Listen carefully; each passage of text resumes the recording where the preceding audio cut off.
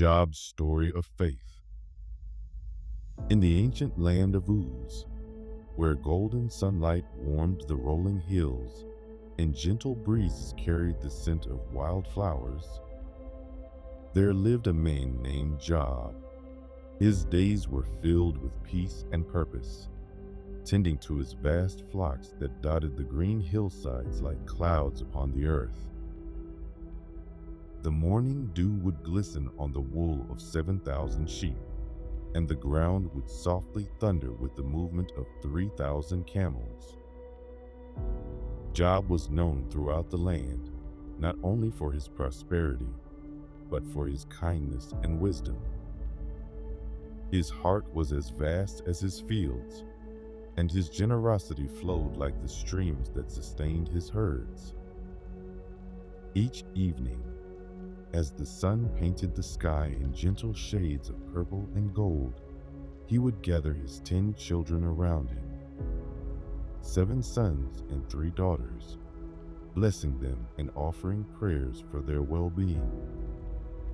In his home, built of sturdy cedar and stone, peace reigned like a gentle monarch. The sounds of laughter and song often filled the air as his children gathered for meals and celebration. Job's wife moved through their days with grace, helping to manage their bountiful household. Servants were treated with respect and care, more like family than workers, and all who came to their door found welcome. The sweet fragrance of fresh bread would waft from the kitchen each morning, mixing with the clean scent of dawn. Job would rise early, his first thoughts turning to prayers of gratitude for the many blessings that filled his life. He was a man who walked in integrity, his faith as natural as breathing, his love for the Lord as steady as the stars that guided travelers by night.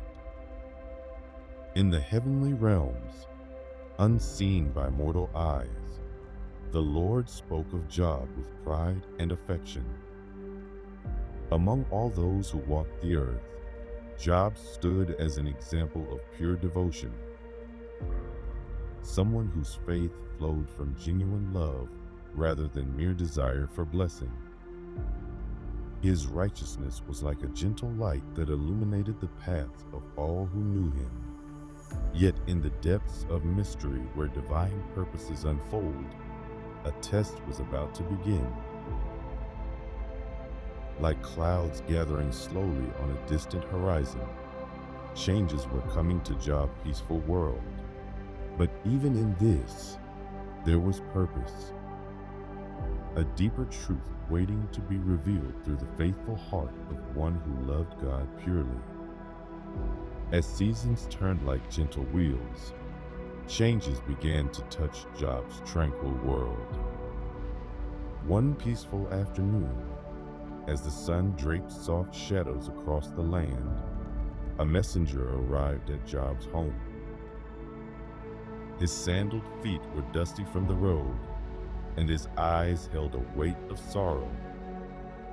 With quiet reverence, he shared news that would begin to reshape Job's understanding of faith. The messenger spoke of raiders who had come like a wind across the plains, taking the oxen and donkeys that had peacefully plowed Job's fields. The servants who had tended these animals, friends who had shared Job's table and care, had been lost as well. Before Job could fully absorb these tidings, another messenger appeared through the garden gate, his face bearing similar shadows of grief. This second messenger brought word of a natural occurrence, a fire that had swept through the pastures where Job's sheep grazed, their wool gleaming like morning frost. The shepherds, who had lived under Job's protection and care, had been unable to escape the swift flames.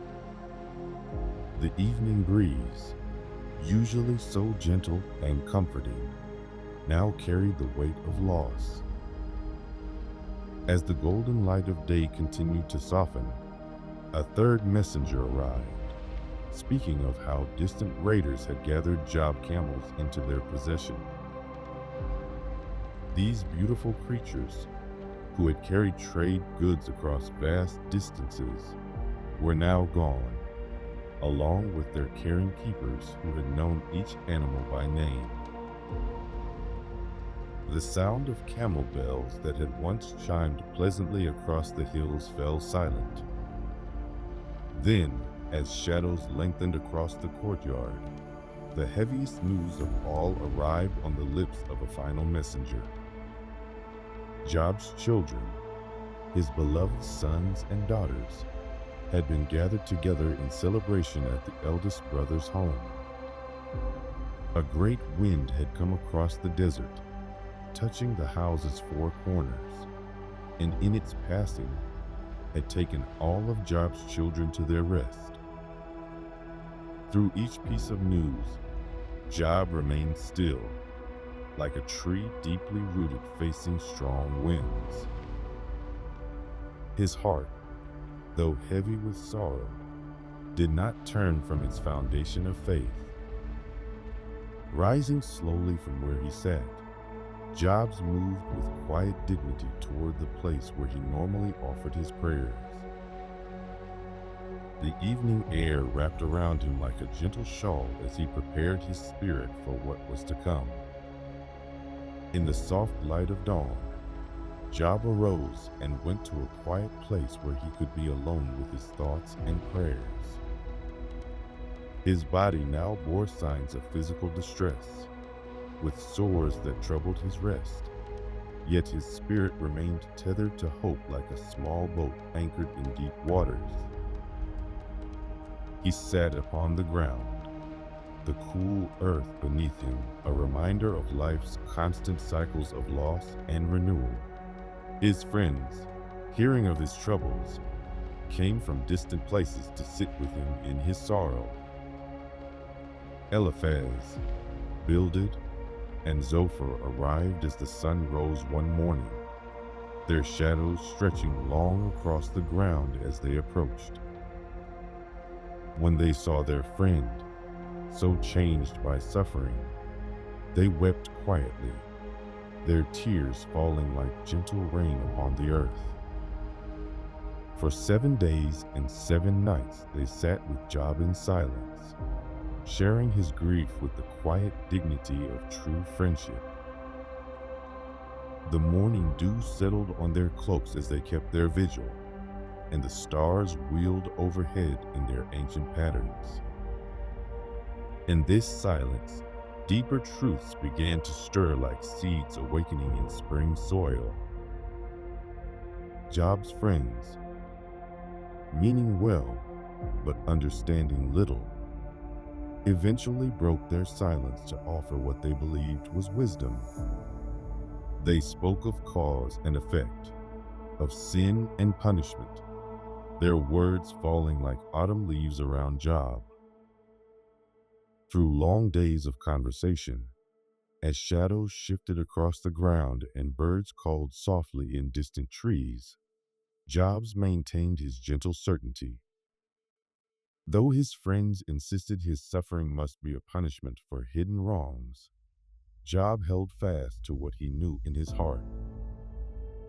His faith was not a transaction of good behavior for blessings, but a deeper love that transcended life's circumstances. Job's responses to his friends flowed like a quiet stream over stones, steady and clear. He spoke of his longing to understand, yet never accused the Lord of wrongdoing. Even in his deepest questioning, his words carried the tone of one seeking wisdom rather than demanding answers. The wind whispered through nearby trees, seeming to carry his prayers heavenward. As days passed like pearls on a string, Job's physical discomfort continued, yet his spirit remained strong. He sat among the ashes, scraping his sores with a piece of broken pottery. Yet his eyes remained fixed on the horizon of hope. His wife, seeing his suffering, struggled to understand his enduring faith. But Job remained gentle even in his response to her doubt. Then, as evening shadows lengthened across the land, a new voice joined the conversation. Young Elihu, who had been listening quietly all this time, began to speak. His words came like fresh morning air, carrying neither the harsh judgments of Job's friends nor the total understanding of divine ways. He spoke of God's greatness with the wonder of youth, reminding all present that some mysteries lie beyond human comprehension. As Elihu's words faded into the gentle evening breeze, the air grew still with anticipation. The sky darkened as though a storm approached. Yet this was no ordinary weather. From within the gathering clouds, the Lord began to speak. The voice came not in thunder, but in questions that fell like soft rain, each one revealing the vast wisdom that orders all creation. The Lord spoke of laying the foundations of the earth, of setting boundaries for the seas, of calling forth the morning and guiding the stars. Each question was like a gentle light illuminating the limitations of human understanding. Where were you when the morning stars sang together? Who provides food for the ravens when their young cry out? Who gives the horse its strength or teaches the eagle to soar? As these divine words continued to flow, Job found himself wrapped in a deepening sense of peace. Though the questions highlighted how little he understood of the universe's vast workings, this awareness brought comfort rather than distress. Like a child realizing the infinite wisdom of a loving parent, Job felt his trust deepen even as his questions dissolved into wonder. Through this divine conversation, Job's perspective began to shift like morning mist, giving way to sunlight. He saw how his previous understanding, though sincere, had been as limited as a single drop of water trying to comprehend the ocean. The Lord was not defending or explaining, but rather inviting Job into a larger vision of reality, where mystery and faith danced together like leaves in a gentle breeze. In this sacred moment, Job understood that faith means trusting, even without having all the answers. His heart expanded to embrace a deeper truth, that divine love operates on a scale far beyond human comprehension. Like stars appearing one by one in the evening sky, wisdom filled his soul with quiet light. As the divine presence gently withdrew like the setting sun, Job found himself transformed, not by answers that explained his suffering, but by an encounter that transcended explanation. He spoke softly into the quiet air, acknowledging how his understanding had grown. Before, he had heard of the Lord, but now his eyes had seen. His words fell like gentle petals upon still waters, rippling outward with humble wisdom. The Lord then turned attention to Job's friends, speaking with gentle correction of their misguided certainty. They had not spoken rightly of divine ways, their rigid formulas failing to capture the depth and mystery of God's love. Job was asked to pray for his friends, and in this act of intercession, his own healing began to flow like a quiet spring emerging from deep earth. As dawn touched the eastern sky with tender fingers of light, restoration began to flow into Job's life. Family members and friends who had kept their distance during his troubles drew near once more, sharing bread with him and offering comfort. Each one brought a piece of silver and a gold ring, like morning dew gathering to form a flowing stream of blessing. The Lord blessed the latter part of Job's life even more than the beginning. His flocks multiplied across the hills once more, 14,000 sheep moving like clouds across green pastures. 6,000 camels swayed through his lands like waves on a rolling sea. 1,000 yoke of oxen plowed his fields, and 1,000 donkeys grazed peacefully in the valleys. New children came to bless his home, 7 sons and 3 daughters whose laughter echoed like music through the restored halls. His daughters were known throughout the land for their grace and beauty, and Job gave them an inheritance alongside their brothers, an uncommon gesture showing his generous spirit.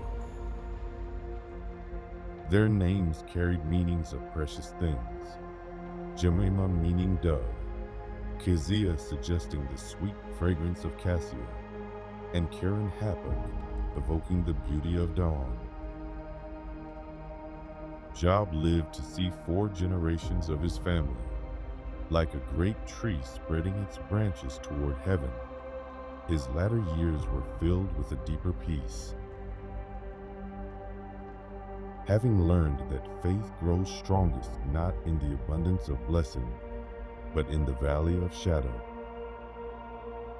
he understood now that true wisdom lies not in having all the answers, but in trusting the one who holds all things in loving hands.